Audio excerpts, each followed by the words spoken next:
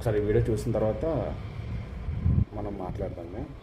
నీ అంత cheap fucking fail ఇంకెక్కడ ఉండడు. పని చేయి, నువ్వు గట్టిగా ఫోకస్ చేయాలన్నమాట కెరియర్ మీద. ఎందుకంటే లేదంటే నీ గర్ల్ ఫ్రెండ్ లేదంటే నీ పెళ్ళం వదిలిపడదింగుద్ది. కాబట్టి నువ్వు అడిగిన ఏమి నువ్వు కొనలేవు కాబట్టి అని నేను వదిలిపడదింగుద్ది. నా మాటిని నువ్వు కెరియర్ మీద ఫోకస్ చేసి అప్పుడు ప్రేమ పెళ్ళిళ్ళు ఇటు జోలికి వెళ్ళు. ఎందుకంటే ముష్టి పచ్చడే కొనలేకపోతున్నావు. నువ్వే పడరా గోల్డ్ ఏం కొనిస్తావరా దానికి లంజా కొడతాను నీ అమ్మ దెంగ. ఇప్పుడు ఈ అమ్మాయికి ఎవరో అన్నోన్ నెంబర్ నుంచి రేట్స్ ఎక్కువని మెసేజ్ పెట్టారు. రేట్స్ ఎక్కువని మెసేజ్ అయినప్పుడు ఈ అమ్మాయి ఏమని చెప్పాలి? మా దగ్గర క్వాలిటీ ఎక్కువ ఉంటుంది, మేము వాడిన ఎంత కానీ ఆడపిల్ల అయి ఉండి అమ్మల దాకా తిట్టాల్సిన అవసరం మీకు లేదు. First of all.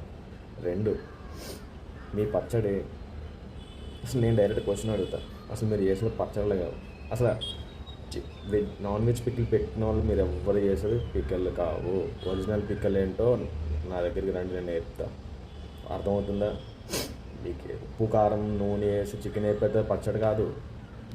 Veg పిక్కల్స్కి non veg పిక్కల్స్కి ఎంత డిఫరెన్స్ ఉందో అసలు మీకు ఏం తెలుసు అని. అసలు వెజ్ పిక్కల్స్ ప్రిపేర్ చేసినట్టు మీరు నాన్ వెజ్ పిక్కలు ఎట్లా ప్రిపేర్ చేస్తున్నారు? అసలు వెజ్ పిక్కల్కి పెట్టే ఇంగ్రీడియంట్స్ నాన్ వెజ్ పిక్కల్కి ఎలా యూస్ చేస్తున్నారు? అసలు వేరుశనగ నూనె అంటేనే ఒక వరస్ట్. దాంతో అసలు కూర వండితేనే స్మెల్ టేస్ట్ అన్నీ పోతాయి. అర్థమవుతుందా మీకు? దాంతో మీరు నాన్ వెజ్ పిక్కలు యూస్ చేయడానికి వేరుశనగ నూనె వాడుతున్నారు. అది కూడా మీకు అసలు ఏమీ రానప్పుడు మీరు ఎందుకు చేస్తున్నారు బిజినెస్? పోనీ సరే బిజినెస్ చేసుకోండి. అమ్మల్ని వాళ్ళ పిల్లల్ని లేదంటే పెళ్లి చేసుకున్న అమ్మాయిల్ని లవర్లని తిట్టారేటి మీకు లేదు. వ్యాపారం మీరు చేసుకోండి, మీ బాధగా మీరు పడుతున్నారు. ఒకరిని తిట్టారేటి మీకు అస్సలు లేదు. అర్థమవుతుందా?